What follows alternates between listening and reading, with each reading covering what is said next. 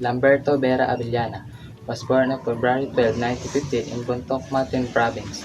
Avellana was educated at Ateneo de Manila, where he developed what turned out to be a lifelong interest in the theater. Lamberto Vera Avellana was a prominent stage director despite considerable budgetary limitations that hampered the post-war Filipino film industry.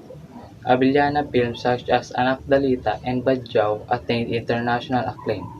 In 1976, Avellana was named by President Ferdinand Marcos as the first national artist of the Philippines for film. Honorata Marquez de la Rama Hernandez, aka Atang. She was born on January 11, 1902 at the Pandacan, Manila and died on year 1991. She is known as the first Filipina actress and the queen of the condiman and the zarzuela. She was a theatrical producer, writer, talent manager, and the singer to an iconic rendition of Dalagang Bukid.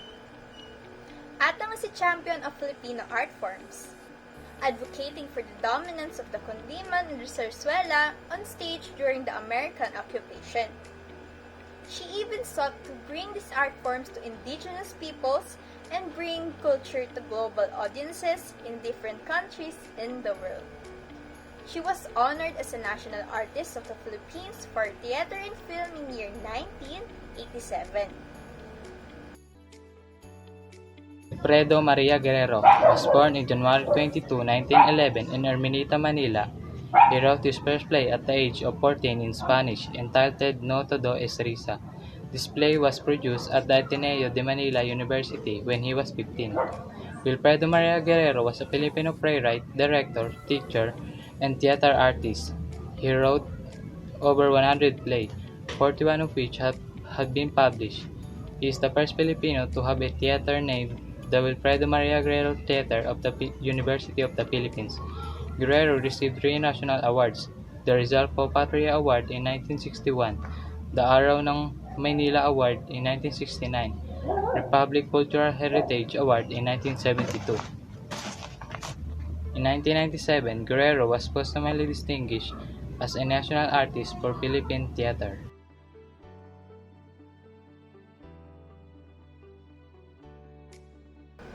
Rolando Santos Tino.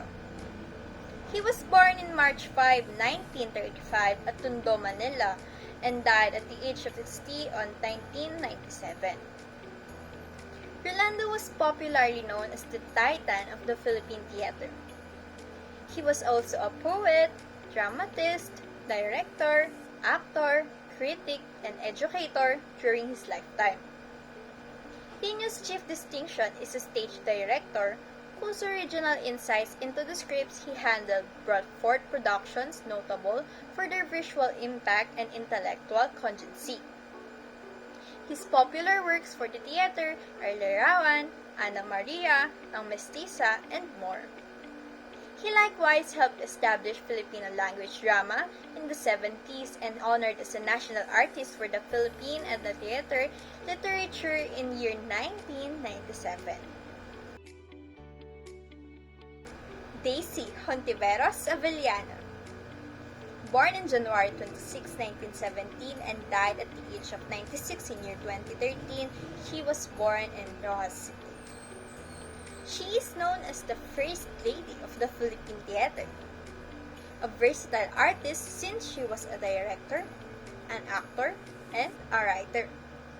She is really best remembered for her portrayal of Candida Marasigan from the stage and film versions of Nick Joaquin's classic portrait of the artist as a Filipino. Avellana was honored as a National Artist of the Philippines for theater and film in year 1999.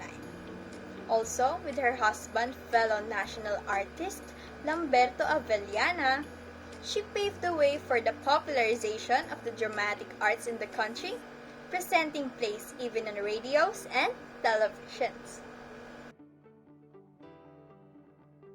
Severino Tabat Montano was born on January 3, 1915 in Lawag, Ilocos Norte, and died on December 12, 1980. He is a playwright, director, actor, and theater organizer. Montano was very exposed to arts, such as literature, playwright, and theater of different countries. The reason why and how he started to make his own legacy and contribution in the Philippine theater. In 2001, he was named as a national artist, one of the titans of Philippine theater. His works include 50 plays, 150 poems, and a novel. Montano was the founder of Arena Theater. He institutionalized the legitimate theater in the Philippines. He brought drama to the masses by creating national drama program. One of his most popular works are The Love of Leonor Rivera, Parting at Calamba, The Ladies and the Senador, and Sabina. Salvador Floro Bernal was born on January 7, 1945, and died on October 26, 2011. Dagupan is his birthplace. Salvador Bernal was known as a prolific theater designer that worked on more than 300 productions. He is considered as a father of Philippine theater design. He was named as a national artist in 2003. He is also the pioneer of using native materials in the production design. His works are unique because bamboo, abaca fiber, rattan chain links, and other native materials are used creatively. In 1955, he built the Philippine Association of Theater Designers and Technicians. He aims to introduce the Philippine theater design globally and to the future generation. One of his most popular works are Raha Sulaiman, Abanico, Tumanig at Aniway, and pagkahaba-haba man ng prosesyon sa simbahan din ang tuloy. Amelia Ramoleta La Peña Bonifacio, also known as Grand Dame of Southeast Asian Children's Theater, was the latest declared national artist for theater back in 2018. A patriot and a mother who used theater to teach values. She was born on April 4, 1930 in Manila and died on December 29, 2020. Amelia La Peña Bonifacio is a playwright, puppeteer, and educator in UP. She founded the Children's Theater Troupe, Teatrong Mulat ng Pilipinas, the official theater company, and puppetry troupe of the University of the Philippines. Her works were 10 books, 16 plays, 30 plays for children, and more than 130 short stories for children, including The Puppet Passion, Sita and Drama, Puppet Ramayana, Tia Purificacion, and The Stairs.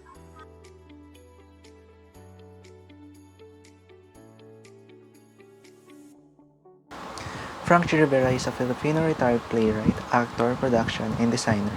He led the movement for the theater when he established the Sining Cambayoca, a folk theater company on the campus of Mindanao State University in the 1970s.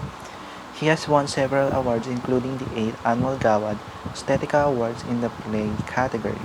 1997, Patnubay ng Sining at Kalinangan para sa Tanghalan from the City of Manila, and the 2002 National Book Award from the Manila Critics Circle for his book, Mga Dula sa Magkakaibang Medium.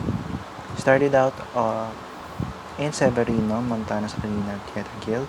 He represented the Philippines in numerous international theater festivals and conferences in the US, Korea, Thailand, Mexico, Singapore, and Australia. Rene O. Villanueva was born on September 22, 1954 in the La Loma neighborhood of Quezon City in the Philippines. He graduated with a history degree in 1975 from the Lyceum of the University of the Philippines. He died on December 5, 2007 at the Philippine Heart Center due to sudden cardiac arrest. Rene O.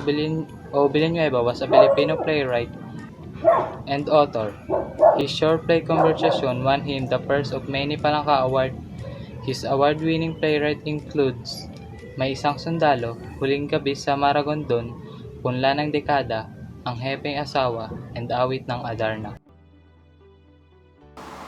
Soxy Topacio was a Filipino comedian, writer, and actor, and a director for theater, television, and for film. In the statement of the Philippine Educational Theater Association, they describe that Topacio as one of its finest artist teachers whose creativity and artistic skill encompasses the broad range of the performing arts. He was a generous mentor and was an inspiration to many young artists.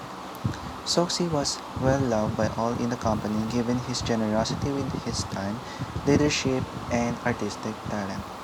One of his latest projects was the highly acclaimed drama comedy film Dead na si Lolo, selected as the Philippine entry for the Best Foreign Language Film at the 82nd Academy Awards in 2010.